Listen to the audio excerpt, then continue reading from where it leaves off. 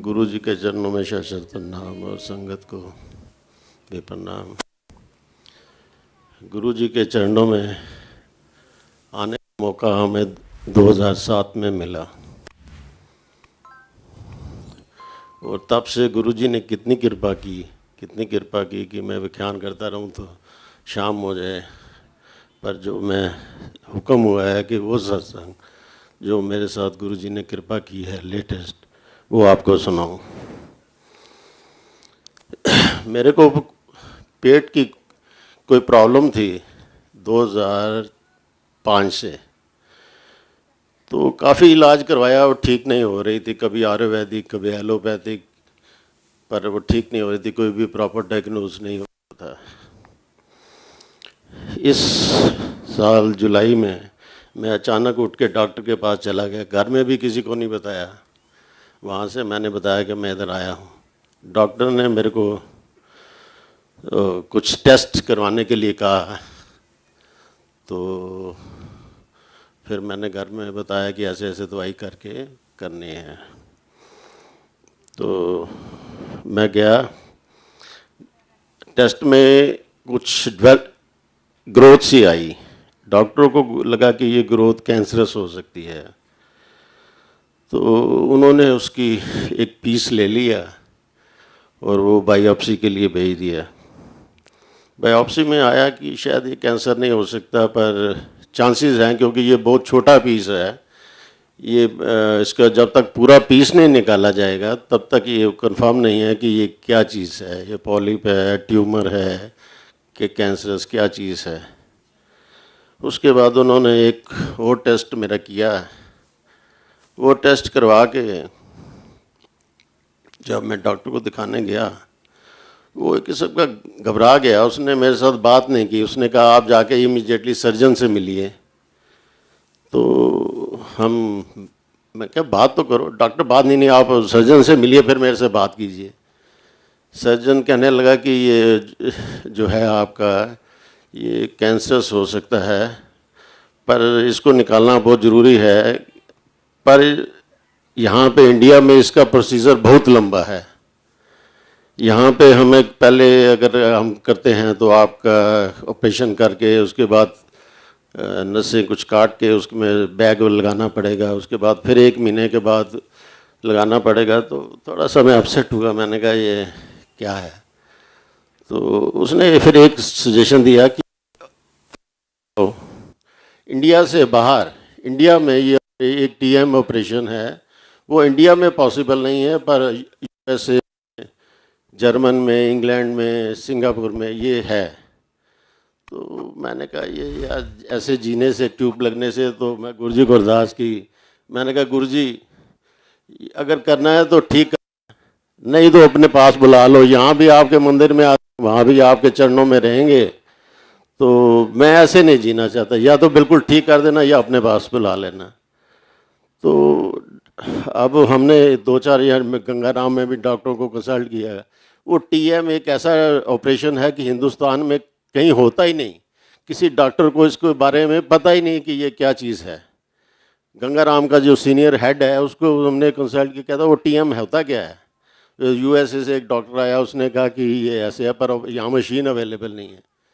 चलो फिर हमने फिर एक और टेस्ट कराया।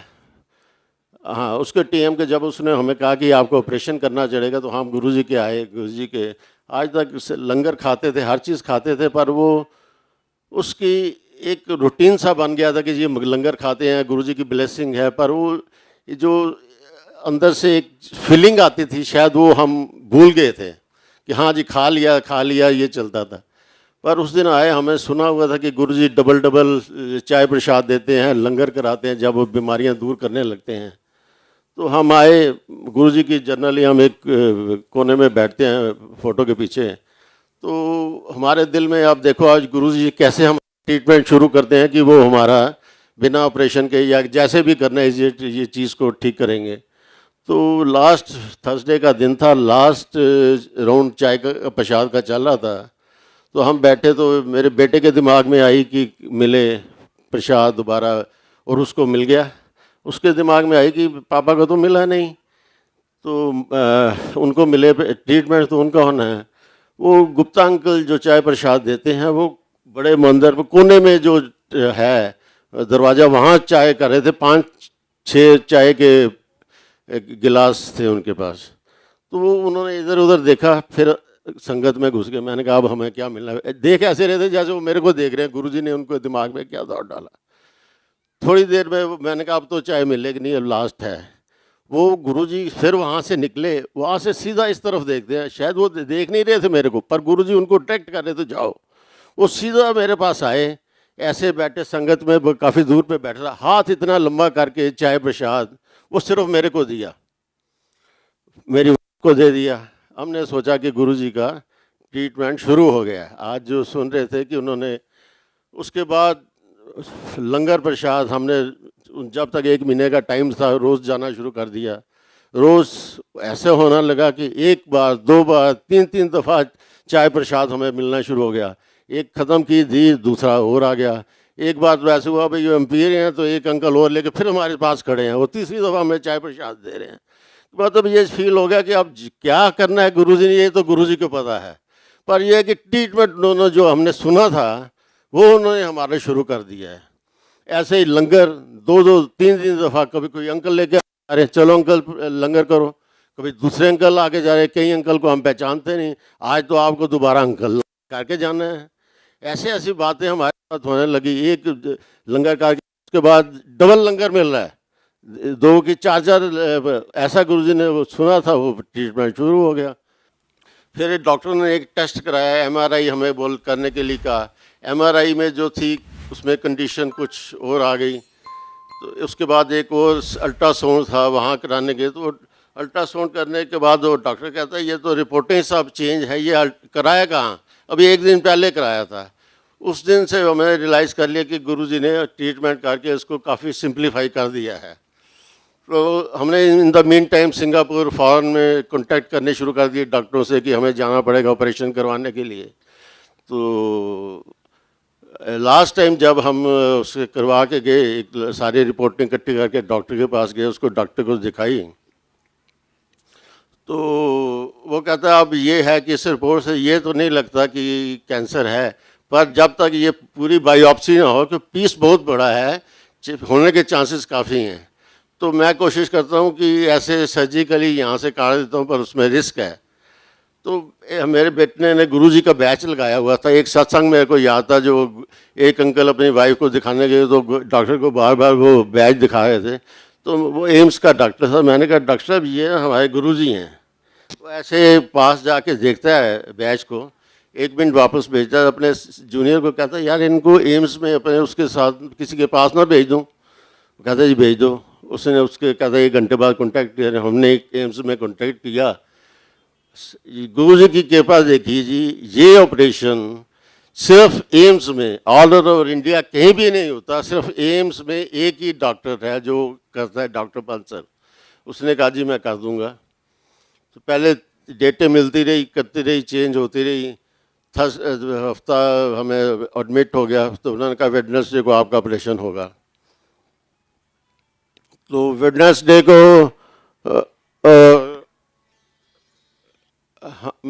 ऑपरेशन, उस दिन मेरे अचानक शुगर लेवल हाई हो गया। तो उन्होंने कहा जी शुगर लेवल हाई है, आज आपका ऑपरेशन नहीं हो सकता। तो वो फ्राइडे को पोस्टपोन हो गया। हमारे दिल में स्ट्राइक किया, क्योंकि फ्राइडे को हमारे घर में सत्संग था गुरुजी का। तो हमने कहा कि ये भी गुरुजी की लीला है कि उन्होंने 15 दिन से टालते आ रहे हैं। वेडनेसडे का दिन दिया, वेडनेसडे के दिन को अब उन्होंने फ्राइडे में चेंज कर दिया।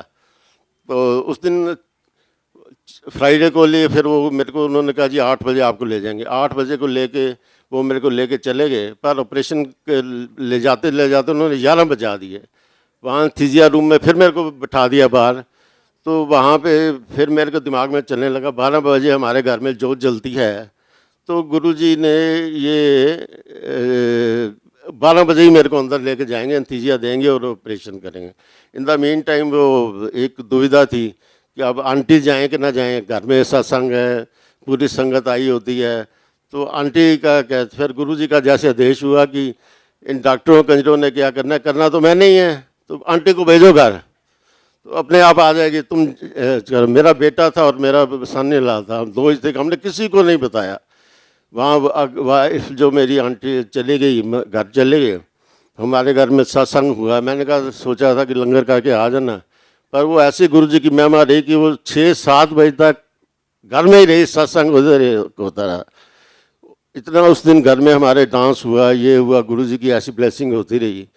तो उसके बाद जो है कि मेरा ऑपरेशन उन्होंने 12 बजे मेरे को एंथीसिया के अंदर लेके गए, जब हमारे घर जोत जलने का टाइम होता है 12 बजे उन्होंने किया। और उसकी जितनी देर हमारे घर में सत्संग का टाइम होता है, तकरीबन उतनी देर मेरा ऑपरेशन चलता रहा, वो सक्सेसफुल हो गया। उसके बाद डॉक्टर को मैंने थैंक्स किया, कहता नहीं थैंक्स नहीं, क्योंकि अभी इतना बड़ा पीस है, मैं कर नहीं सकता, ये तो ऑपरेशन हुआ, अब इसकी बायोप्सी आएगी तो मैं आपको बताऊंगा। तो गुरुजी मेरे को तो था, मेरे को कभी डर नहीं लगा, मेरे को लगता था कि सतगुरु प्यारा मेरे नाल है, मेरे दिमाग में हमेशा यही कीर्तन चलता रहता था। तो फिर वो बायोप्सी रिपोर्ट आई तो उसमें बिल्कुल ठीक हुआ, गुरुजी की कृपा से कोई भी दिक्कत नहीं। सिर्फ एक मैं जो चीज़ कहना चाहता हूँ, जो मैंने रियलाइज़ किया है, यहाँ के मंदिर के लंगर को, किसी चीज़ को आप don't take it for granted, मिल गया। अगर आपको 2 बार 3 दफ़ा मिलती है, इसका मतलब कोई काज है कि आपको मिल गया, बिना मतलब कि आपको कभी भी दोबारा चीज़ नहीं मिलेगी। ये मिल रही है, हमें 3-3 दफ़ा मिलती थी, 4-4 दफ़ा मिलती थी, 6-6 चपाती रोटी खाने को मिलती, जगह नहीं होती थी, इतना हलवा मिलता था, वो तो खा जाता था। मैं ये समझ के कि प्रसाद है ये। और गुरु जी ने कैसे उस सारे कैंसर ट्रीटमेंट को एकदम कैसे माइंड ख़त्म कर दिया। जय गुरु।